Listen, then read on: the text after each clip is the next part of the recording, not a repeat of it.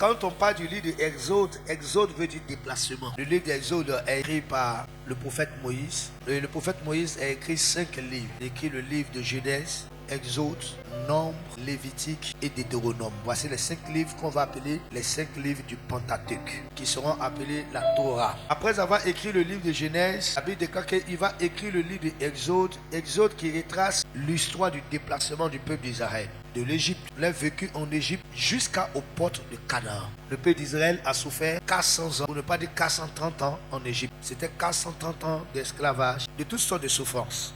Et quand le peuple devait sortir de l'Égypte, pas une délivrance, parce que les Égyptiens ne voulaient pas les libérer. Quand vous voyez tous les pyramides, tout ce qui était développement en Égypte a été fait par le peuple d'Israël. Le peuple d'Israël avait des grands inventeurs, avait des grands technocrates, avait des gens puissants, et c'était eux qui faisaient les travaux des Égyptiens. Alors ce peuple était tellement bien que Pharaon ne voulait pas les laisser partir. Or, il fallait que ce peuple ait à lui son territoire et puisse constituer sa nation à elle. La Bible déclare que Dieu va susciter un prophète du nom de Moïse et Dieu va frapper l'Égypte de 10 plaies. Et chaque plaie correspondait à une divinité égyptienne. Tous les dieux qui avaient rendu esclaves les enfants d'Israël. Parce qu'en réalité, ce n'était pas les Égyptiens qui les rendaient esclaves, mais c'était les divinités de l'Égypte qui les rendaient esclaves. C'est pour ça que quand Dieu se révèle à Moïse, il dit aujourd'hui je vais juger les dieux d'Égypte. Et Dieu va envoyer 10 plaies. Et chaque plaie était une réponse à une divinité égyptienne. Et après ces 10 plaies, la 10e plaie, c'était que Dieu a envoyé l'ange de la mort. Parce qu'il y avait une des divinités égyptiennes qui, elle, avait pris le plaisir de se nourrir du sang des enfants des Hébreux. Chaque fois qu'un Hébreu mettait, une femme hébreuse mettait un enfant au monde, si c'était une fille, on la laissait vivre. Mais si c'était un garçon, on le prenait et on le donnait à cette divinité qui buvait le sang. Cette divinité était une divinité qui était adorée dans le Nil.